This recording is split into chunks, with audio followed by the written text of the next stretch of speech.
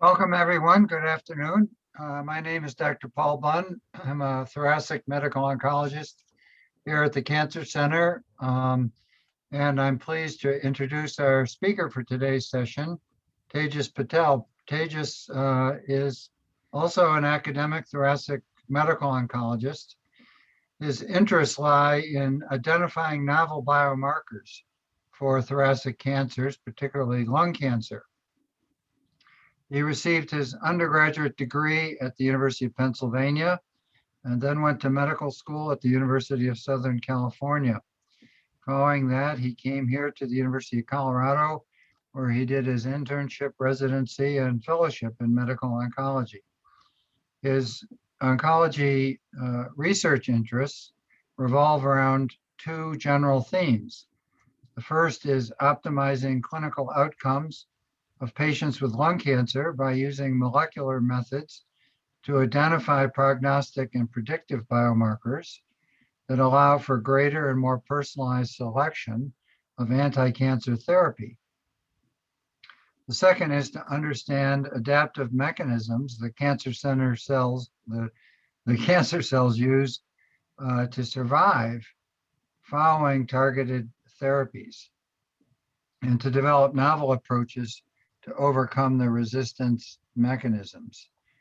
So for those that don't know, about a third of lung cancers have a molecular alteration for which there are tyrosine kinase inhibitors. There's 8 of these for which there's approved therapies. One of the most recent ones is the MET gene mutations and MET gene amplifications. And the mechanism of activation of the MET oncogene by both mutation and amplification is somewhat different than the others. So Dr. Patil is going to tell us how the MET gene gets activated and how various tyrosine kinase inhibitors block the MET oncogene driving these lung cancers. So it's a pleasure to introduce Tejas Patil. Tejas, take it away. Paul, thank you very much for that kind introduction, and it's a privilege to give this talk to the Cancer Center. I'll be talking predominantly about MET signaling in non-small cell lung cancer, and I've chosen this pathway because it illustrates some interesting challenges related to biomarker development and validation, as well as challenges for drug development. These are my disclosures. So for this talk, we will review the basic biology of the MET pathway. Well, actually, I'll first give a background to oncogene-driven non-small cell lung cancer, and then we'll review the basic biology of the MET pathway. We'll talk about some diagnostic challenges related to identifying MET alterations. We'll briefly talk about brain metastases and the challenges that this specific clinical problem poses for the development of tyrosine kinase inhibitors. We'll talk about acquired resistance, and here I'm specifically talking about acquired resistance in the setting of other oncogenes, and it'll be more clear when I get to this section in the talk, but MET has emerged as a very important resistance mechanism to other oncogenes. And finally, we'll end with some future directions in this space. So this data is pulled from the NCI-SEER 2020 cancer statistics. And it's unfortunately the case that lung cancer is the second most common cancer in terms of incidence, second only to prostate cancer in men and breast cancer in women. It does, however, remain the greatest source of cancer-related death in both men and women. In the past 20 years, there's really been an explosion in the identification of molecular targets in lung cancer. And within metastatic non-small cell lung cancer, approximately 64% of patients will have oncogenes that are in principle targetable with tyrosine kinase inhibitors or molecular monoclonal antibodies. This is not to say that these are all approved therapies, but that a lot of these oncogenes, for example, ERB2, are in principle targetable. And the reason that this is relevant is shown again here. So if we look at the SEER cancer statistics, and we take the incidence of lung cancer in both men and women, about 228,820 cases will be diagnosed in 2020. And if we posit that in principle, 64% of these have an oncogene that we could target either through a tyrosine kinase inhibitor or a monoclonal antibody, we're looking at 146,445 cases of potentially targetable lung cancer. And to put that in perspective, this is the incidence of melanoma diagnosed annually. So oncogene-driven lung cancer is a major clinical problem, and biomarker development and targeted therapies remain an optimal and promising strategy for these patients. The importance of biomarker is shown here. So these were two seminal trials in lung cancer. On the left here is the publication by Francis Shepard that demonstrated that using erlotinib after progression on all known standard of care options was associated with an overall survival benefit of 6.7 months versus 4.7 months. One thing I want to draw your attention to in this graph is that it's very interesting to look at the percentage of patients alive within 1 year. It's approximately 30 to 33%. And this actually very nicely corresponds with the expected incidence of EGFR mutations in cases of non-small cell lung cancer. So when we look at the objective response rate, you notice that there's a marked difference between the group that received erlotinib versus the placebo group. And this was the first study that really hinted that there might be a biomarker-driven population within non-small cell lung cancer. And this was subsequently shown in the IPASS study here, which looks at comparing chemotherapy, in this case, carboplatin plus paclitaxel, with an EGFR inhibitor, in this case, gefitinib. And what's very clearly shown here is that the use of gefitinib in the appropriate biomarker selected population was associated with a superior progression-free survival, and that's shown in the top right. However, if the patients were EGFR mutation negative, they did much worse than if they just received chemotherapy. And this really validated the role of biomarker selection in patients with non-small cell lung cancer. It is also the case that patients who have non-small cell lung cancer report a higher quality of life with targeted therapies versus chemotherapy. So this was shown very nicely with the quality of life analysis from the optimal study that demonstrated marked improvement in quality of life indices relative to chemotherapy. So over the past decade, there's been an explosion in the development of targeted therapies, principally tyrosine kinase inhibitors. This is a list of the current FDA-approved therapies in non-small cell lung cancer, and we will be talking about the MET pathway to illustrate some of the challenges with biomarker development and then subsequently with therapeutic trial design. So the basic biology of the MET pathway we'll talk about here. So MET is a receptor tyrosine kinase, and it's located on chromosome 7. It produces HGF receptor, which is a single precursor protein, and it has an extracellular alpha chain and a transmembrane beta chain that's linked by disulfide bonds. And this is normally activated with a natural ligand HGF. So when HGF binds to this receptor tyrosine kinase, you get MET activation. And this is actually critical for embryonic development, wound healing, and tissue regeneration. This is the MET pathway shown a little bit differently.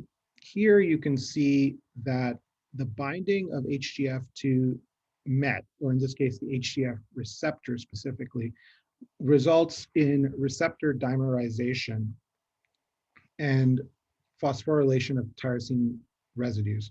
This will ultimately lead to phosphorylation of intracellular docking sites, and where adaptive proteins bind to activate downstream signaling, specifically AKT and RAS-RAF MAPK pathways.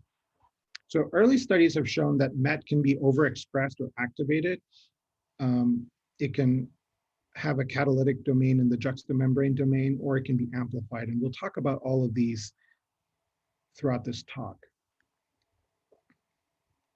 So the MET pathway is very heterogeneous. There's been a number of studies that have shown that high MET protein overexpression is associated with poor prognosis. Also, there's evidence that increased gene copy number, that is MET amplification, is a potential oncogene driver. There's been some evidence that specific point mutations can result in MET signaling. And we'll spend some time talking about aberrant splicing, as this is a very interesting mechanism. And finally, there's rare cases of MET fusion. What's interesting about MET is that it can also be activated in an acquired resistance setting. So patients who have an EGFR alteration or an ALK, ROS1, or RET fusion, in several of these cases, there's been reports that despite being on targeted therapies, there is evolution in the cancer space or in the cancer among the cancer cells to co-opt the MET pathway for survival. And this has implications for treatment. The heterogeneity of MET alterations is important because it poses important diagnostic challenges. And we'll talk about that. So MET can be an oncogene driver. We had mentioned that previously. And in this diagram, you can see a variety of MET alterations leading to constitutive activation and downstream signaling. So these include point mutations within the juxtamembrane domain and catalytic domains. We won't really be talking about point mutations much in this talk. We'll rather focus more on MET amplification and MET exon 14 skipping mutations, and we'll briefly touch on fusions. So MET exon 14 mutations are a prime example of demonstrating the importance of splicing and oncogenesis. So if you focus on the left here, normally what happens is that introns that flank the MET exon 14 pre-mRNA are spliced out, and you get an mRNA that contains MET exon 14 that is then translated to a functional MET receptor. And MET exon 14 encodes this part of the juxtamembrane domain that contains Y1003 and the CBL ubiquitin ligase binding site. So ubiquitination is essentially a process that targets or tags the MET receptor for degradation. And so what happens with this, with MET exon 14 skipping mutations, is that you have aberrant splicing that results in truncated CBL binding sites. And because of this, you actually lose ubiquitination and you have persistence of MET signaling. And we'll talk more about the implications of this later. On the right, you have gene amplification, and gene amplification is a very interesting phenomenon. It is essentially an increase in the copy number of a restricted region in the chromosome arm. And this amplified region is called an amplicon. And the mechanisms of amplicon generation are largely unknown. There's been several theories proposed as to what exactly is going on. Some of them are related to what's called breakage, fusion, bridge cycles. We'll now pivot a little bit and talk about some of the diagnostic challenges in defining MET alterations. So MET signaling can be assessed through a variety of techniques. We can use immunohistochemistry, we can use FISH, you can use real-time PCR, or you can use next-generation sequencing. Immunohistochemistry is a widely used technique to visually localize specific antigens that are expressed in a tissue sample.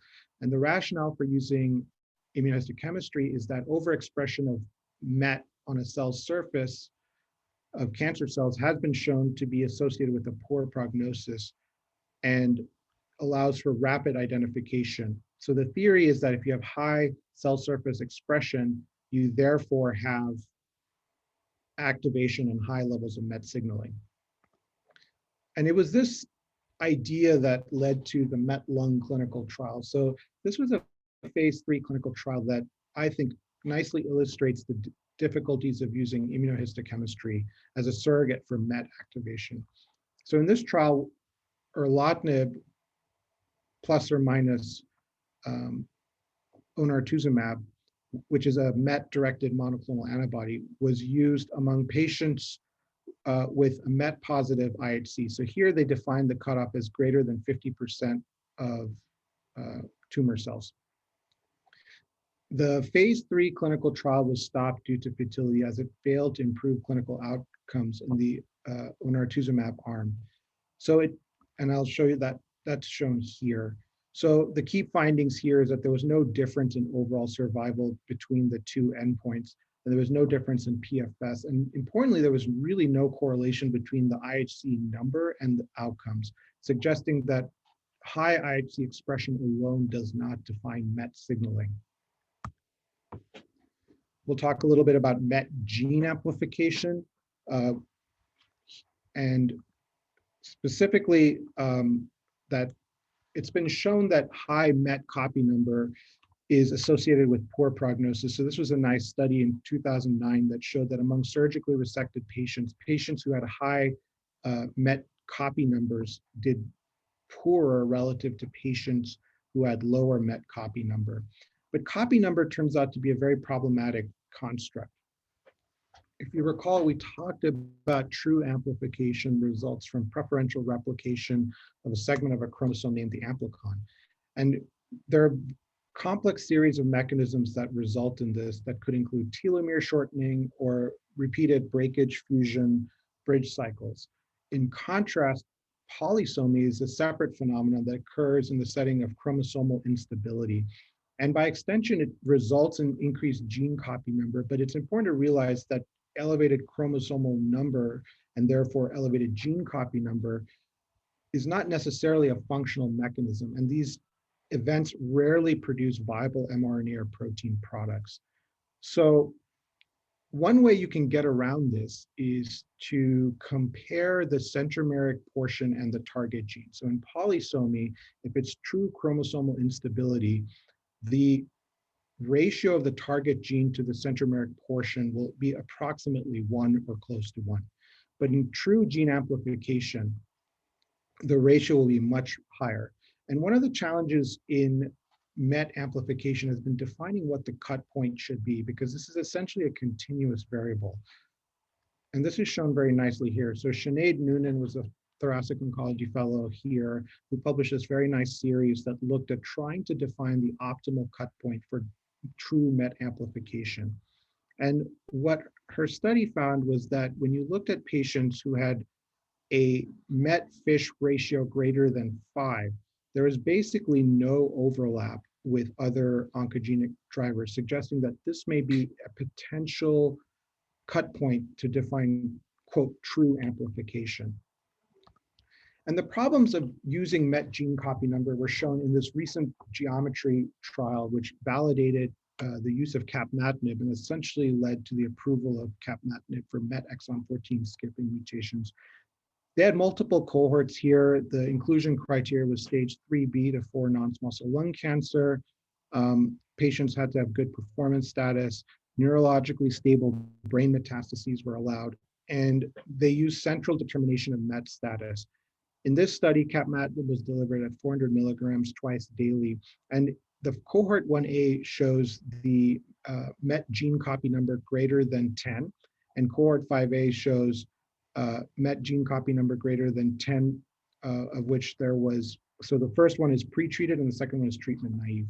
And I want to draw your attention to the study because it included both MET exon 14 and MET amplification cohorts. And I've summarized the data here in this table.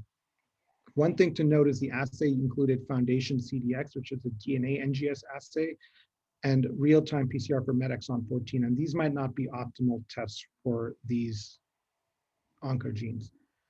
And MET amplification here was defined on copy number alone. And we had previously talked about the importance of distinguishing between amplification and polysomy. And there are some interesting facts in this data that point out that this may be relevant in how we interpret this.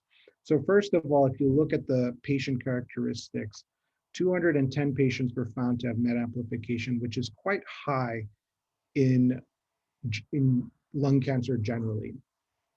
Of note, the objective response rate in MET amplification, even in the treatment naive setting, is much lower than what you see in MET exon 14, which is more comparable to other TKI-based studies such as crizotinib or alectinib. And importantly, the median progression-free survival amongst treatment naive patients in the MET amplification cohort was only 4 months. That's actually worse than standard of care, and it suggests that not all patients in this cohort had true MET amplification. Let's pivot a little bit to talk about next generation sequencing. So it's a particularly important method for detecting MET alterations, especially MET exon 14. One thing I want to emphasize is that next generation sequencing is a platform. It's not a standardized test. And so the detection of specific MET exon 14 variants depends on probes used in DNA-based NGS panels. And this is where RNA-based testing might be more effective in this specific setting, as it allows for detecting more uniform RNA-related splice-altered products. This isn't routinely used in clinical practice, but as I'll show in the next slide, may have implications for appropriate diagnosis. One small point is that gene amplifications can be reported through NGS platforms, but the reference standards for calling amplification will vary from assay to assay. So looking at the difference between DNA-based analysis and RNA-based analysis for next generation sequencing, this was a very nice analysis done by our colleague Kurt Davies that showed that RNA-based analyses are much better at detecting some MET exon 14 mutations that are sometimes missed in just DNA-based platforms.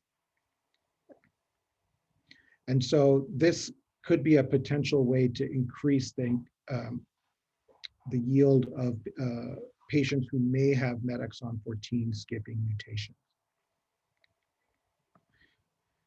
Let's pivot now and talk about brain metastases and the importance of CNS coverages. This is very relevant for novel MET inhibitors that are currently in development or recently FDA approved.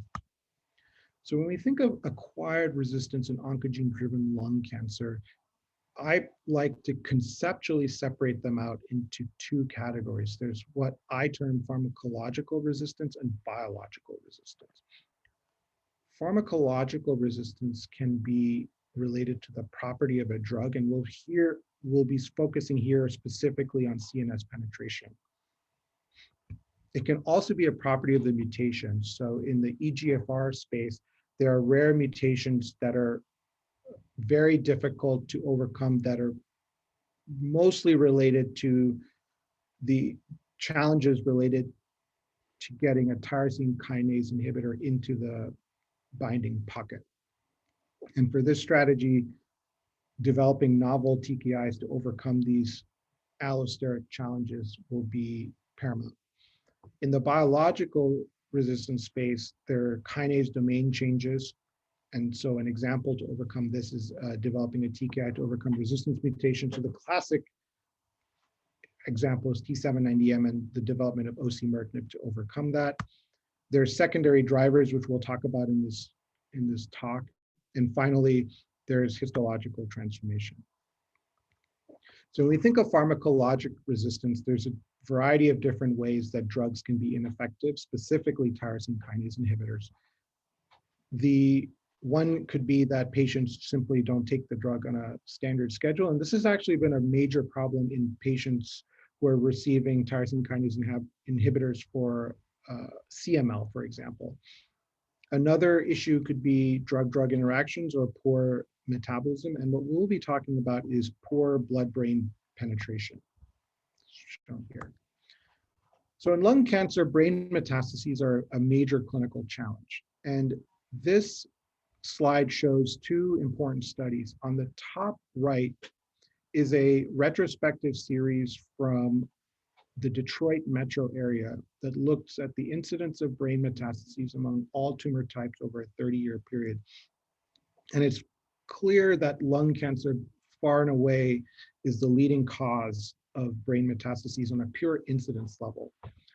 On the bottom, what's shown is a diagram from a Dutch series that simultaneously plots the overall survival shown as a descending curve and the incidence of brain metastases shown as an ascending curve. And what you can see is that where the curves overlap, the incidence of brain metastases, i.e., or the development of brain metastases, is associated with a precipitous drop in survival. So this is a major challenge in lung cancer and is a major source of morbidity. So we'll talk a little bit about crizotinib because this is a very interesting case and has really changed the way drugs are being developed in this space. Crizotinib is an interesting drug. It was first developed as a MET inhibitor that was found to have efficacy in ALK and ROS1 lung cancer. This slide is pulled from a very influential case report that first demonstrated that there might be ineffective CNS penetration of crizotinib. So this was a young 29-year-old man with ALK-positive non-small cell lung cancer who was on crizotinib 250 milligrams dosed twice daily, and despite having good systemic control, developed CNS progression and eventually leptomeningeal disease. The key insight here was to do CSF and plasma sampling 5 hours after giving crizotinib. And what the authors of this study showed is that the CSF to plasma ratio is 0.0026, which suggests that the drug is very poorly penetrating the central nervous system. This recognition of poor intracranial penetrance led to the development of multiple CNS penetrant TKIs for both ALK and ROS1 non-small cell lung cancer. On this slide, I'm showing you data from the ALEX study, and I want to highlight a couple of key features in this slide. First is that despite the comparable objective response rates, with crizotinib having a 76% objective response rate and alectinib having an 83% objective response rate, there's a wide separation in PFS. And the question comes as to why is that the case? So why is alectinib superior to crizotinib? And it has to do with the fact that superior penetrance of alectinib within the brain is the main reason for treatment superiority. And this has been replicated with brigatinib and now more recently with lorlatinib. Similar situation has been seen in ROS1 non-small cell lung cancer. So the CNS is the first site of progression amongst patients with ROS1 non-small cell lung cancer. About 47% will have that. And what's important here is that in patients who have untreated brain metastases, this is the case, but patients who've had no prior brain metastases who get started on crizotinib, we've shown that about 50% of them will develop brain metastases over 2 years. So that's shown in this slide here. It's a blood-brain barrier, and you get drug underexposure in the brain, but drug exposure in the body. And the reason this is relevant for MET specifically is that prior to more recent studies, crizotinib was really the only effective MET inhibitor. And this has implications for when MET pathways become a mechanism of acquired resistance, which is something we'll talk about in this talk. The general trend here in precision oncology is to develop highly penetrant CNS, highly CNS penetrant TKIs for the purposes of obtaining durable control. So let's talk about acquired resistance to tyrosine kinase inhibitors in non-small cell lung cancer. I had previously mentioned that the MET pathway has emerged as an important target and an important mechanism of resistance in non-small cell lung cancer. When we think about resistance, there's a variety of different categories. You can have resistance in the tyrosine kinase domain, what we call gatekeeper mutations. And the classic example of that is shown on the left in this slide with T790M in EGFR mutated lung cancer. But lung cancer can also co-opt other pathways, and MET amplification has turned out to become a very important pathway as a mechanism of resistance. This was a patient that we had taken care of that was a 52-year-old never smoker with EGFR positive lung adenocarcinoma. He was started on osimertinib after developing an acquired T790M mutation. So prior to osimertinib, this was the most common resistance mutation to first generation EGFR TKIs. And what was interesting in his case was that approximately 6 months after starting osimertinib, he developed peritoneal carcinomatosis. And a mental nodule was biopsied, and that showed a MET to a MET ratio of greater than or equal to 7. So we had talked about MET amplification and having a FISH ratio greater than 5 as being a potential true oncogene. And so this patient was actually started on crizotinib, which, as you recall, was a MET inhibitor. So he received both osimertinib and crizotinib. And on the left here, you see his pre-treatment scans, and on the right, you see his post-treatment scans, suggesting that, in fact, MET amplification was a mechanism of resistance and was responding to targeted therapy using crizotinib. We have a series that will be forthcoming looking at the incidence of MET amplification amongst patients with osimertinib. And when osimertinib is used in the first line setting, as it is now commonly used for most patients with EGFR lung cancer, approximately 29% of patients in our series had MET amplification. And approximately 11% will develop it if they've had a prior EGFR tyrosine kinase inhibitor. What's not shown on this slide, but what we have data for, is that patients who develop bypass signaling, such as MET amplification, have a much worse progression-free survival than patients who develop kinase domain mutations such as C797S. MET signaling is now starting to become a problem in ALK-positive non-small cell lung cancer. So this is a very nice series from Degogo Jack at Massachusetts General, published in 2020, that found that approximately 15% of patients with ALK-positive non-small cell lung cancer treated with newer agents such as alectinib, brigatinib, or lorlatinib developed MET alterations as a mechanism of resistance. And in this series, they found some novel MET fusions, specifically SD7 MET, and they also found MET amplification as well. This is an example of a patient that I'm currently taking care of who had a novel MET fusion that was detected on the pleural effusion shown on the left. This patient was subsequently treated with crizotinib, and first on treatment PET scan is shown on the right. So what are some future directions that we can expect in this space? One, I believe, is developing novel MET biomarkers. I hope to have shown that there are challenges with each of these. When we think of the MET pathway, we can think of gene overexpression, and MET IHC here is a potential biomarker that can be a surrogate for MET signaling. But that was shown to be particularly problematic in the MET lung study that I had shown earlier. We can look at HGF expression because MET requires HGF ligand binding to activate downstream signaling. And so one potential biomarker could be looking at circulating plasma HGF levels. But as we pointed out, it's not always the case that ligand binding is necessary, and this is particularly true for fusions.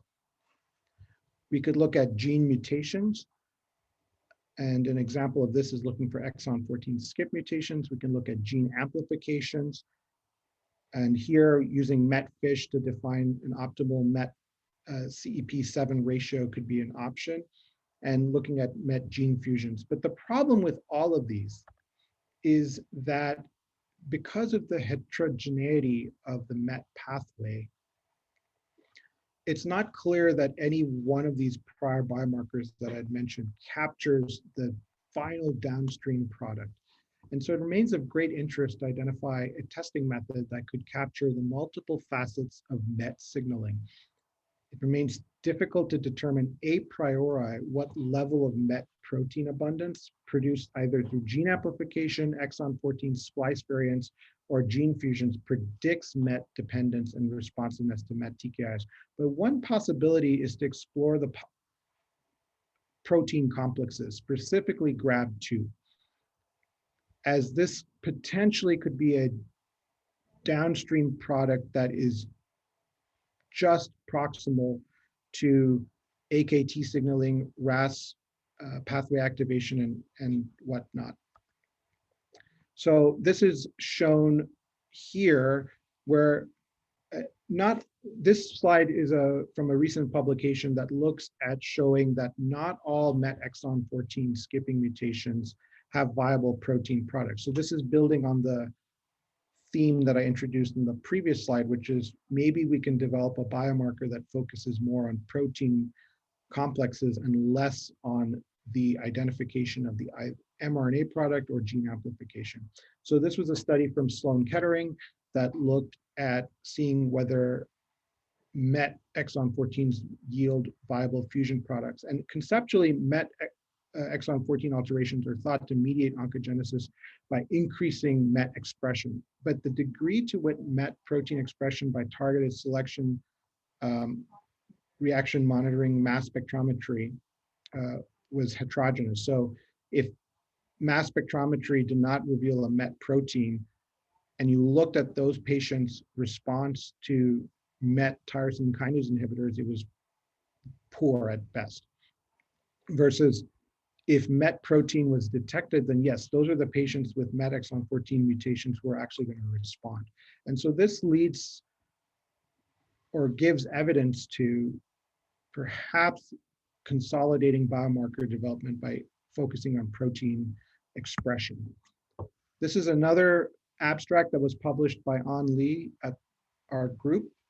And what this shows is multiple cell lines, and the bottom row shows the protein products in all of these various cell lines.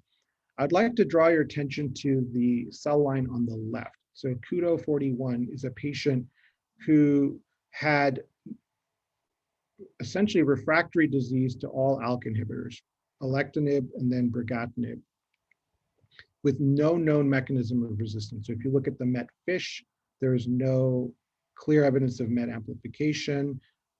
There was no evidence of MET exon 14 skipping mutations. She had no MET fusion.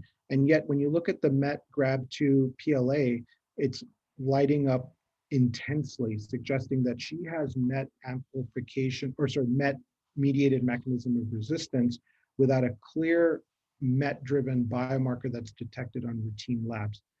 What's interesting is that this patient was treated with a combination of brigatinib and crizotinib and continues to do well with that combination, suggesting that that MET activation was in fact real. So this has led to a proposal that we are trying to put together, looking at validating MET protein complexes as a surrogate for MET signaling, and whether this can potentially lead to sensitivity to MET TKIs. We'll first start by exploring that through the cancer cell lines. We're also interested in looking at differences in MET protein expression amongst 3 cohorts. One will be patients with known MET alterations. Another cohort will be known ALK-positive non-small cell lung cancer with MET resistance. And then finally, a cohort of patients with no identifiable resistance pathway. Our theory is that there's much more MET dependence than is currently being detected using current standards of defining MET, either IHC, FISH, or next generation sequencing. Another future direction in the MET space is to develop novel clinical trials. So this is a clinical trial IIT that we have proposed and is currently in development, which is looking at 2 arms. So on the top, you have stage 4 patients with MET alterations, such as MET exon 14 or MET amplification. And in this arm, we're really interested in identifying the optimal CNS penetrant dose. As we had discussed before, crizotinib had shown the intracranial liability of MET-targeted therapies. We have some data to suggest that tepotinib and capmatinib penetrate the brain based on intracranial objective response data from the geometry and vision trials, respectively. But the interesting and novel aspect of this trial is that we will actually be obtaining CSF PK to understand what is the optimal CNS penetrant dose and whether 500 milligrams is the optimal place to start or whether this dose can be pushed up to 1500 milligrams. The second arm will be looking at what to do with MET-mediated mechanisms of resistance. And here, tepotinib will be combined with patients who've had acquired MET resistance, similar to what we have done in previous slides. And the idea will be to assess the efficacy of this combination. And finally, MET inhibitors will eventually lead to patients developing clones that have mechanisms of resistance to the MET pathway itself. So we have throughout this talk talked about how MET pathway is a mechanism of acquired resistance to other oncogenes, but now that we have MET inhibitors, it's very likely that cancers will develop resistance to the MET pathway itself. And this is a series that was recently published looking at on-target and off-target resistance. The most common is the MET D1228N. That's a on-target resistance mechanism, i.e. a kinase domain mutation. But what's interesting is the most common off-target is alterations in the RAS-RAF pathway. And this will continue to evolve as we have more and more patients using novel MET inhibitors. So in summary, I hope that the audience appreciates the complexity of MET biology. I hope that there's recognition in the limitations of defining MET alterations with current routine clinical testing, to recognize the importance of CNS penetrance among MET TKIs, to recognize that MET alterations are emerging as acquired resistance among many cases of oncogene-driven non-small cell lung cancer, such as EGFR, ALK, ROS1, and RET. And future directions will be improvements in defining MET signaling, potentially using proteomics, and improve CNS penetration of MET inhibitors. And finally, not listed on this slide, is to actually understand mechanisms of resistance to the MET pathway itself. To fight lung cancer, it takes a village. I'm very blessed to work with an amazing team, and I thank all of them for their efforts. And at this point, I will take questions. Thank you very much, Tejas. That was very comprehensive. People can ask questions via the chat or just speak up.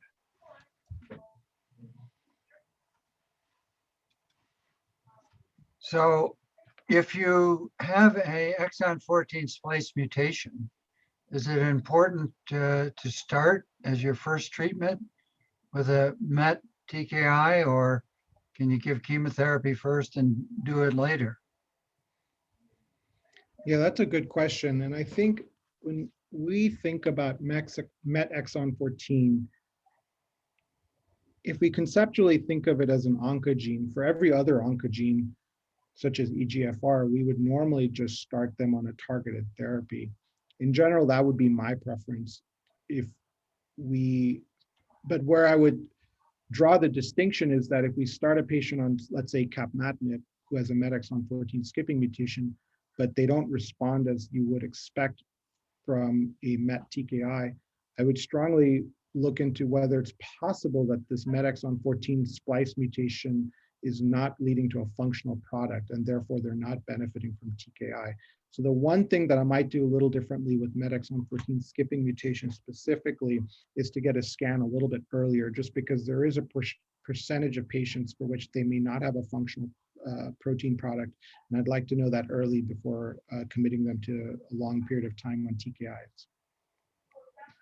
And if you have MET amplification as a resistance mechanism to another driver, so let's say you're on osimertinib and you progress and you have MET amplification, do you just stop the osimertinib and add capmatinib or a MET TKI, or do you treat with both?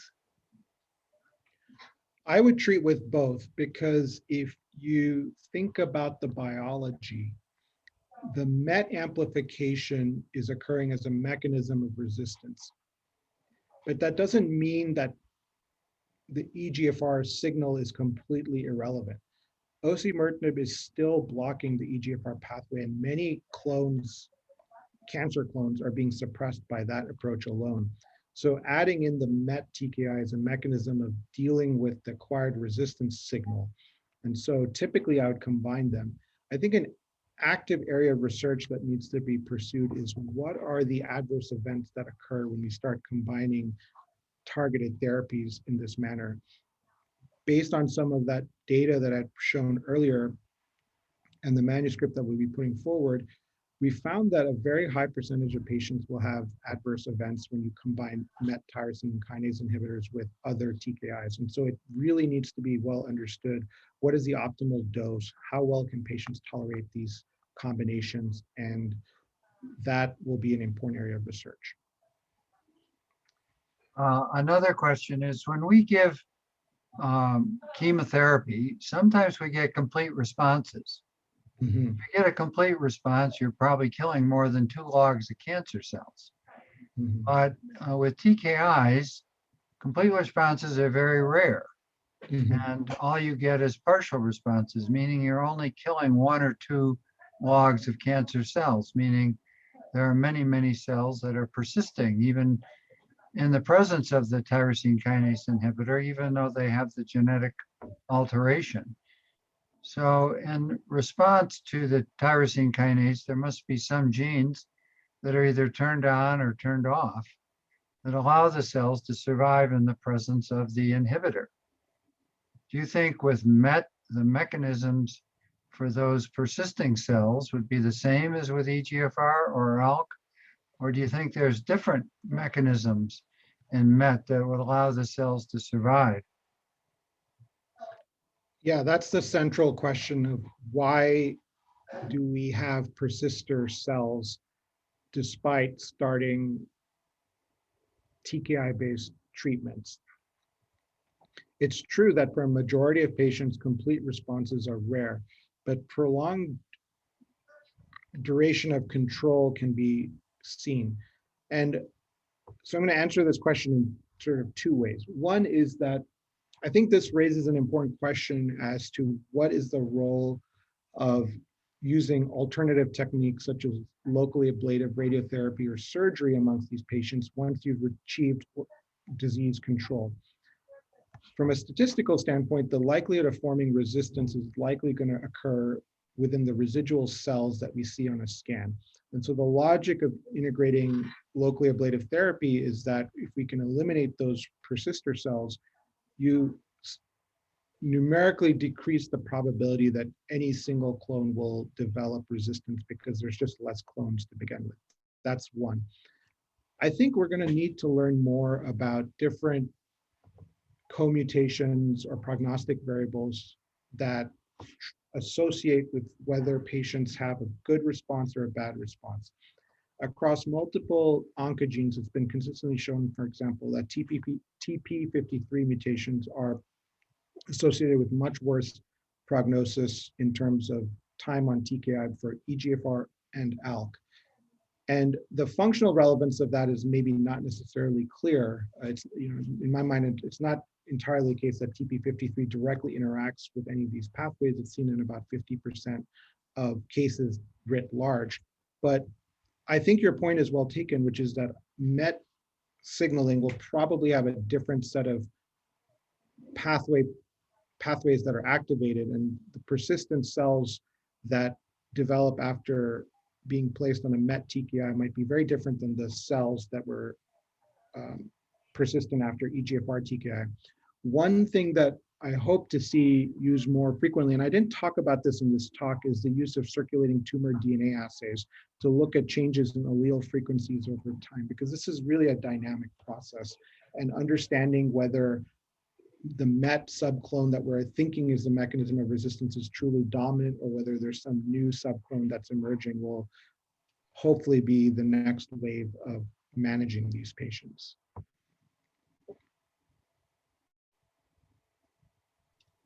Okay, are there any other questions? Dr. Braun is on it. It's the first time he's not asked a question when I've been on a call with him. But You weren't at a conference this morning. okay, well, Tejas, that was terrific. Thank you very much. And look forward to working with you and hearing more about the MET story in future years. Thank you very much, Dr. Paul Bund. That was very nice, and I appreciate the opportunity to speak. Thank you.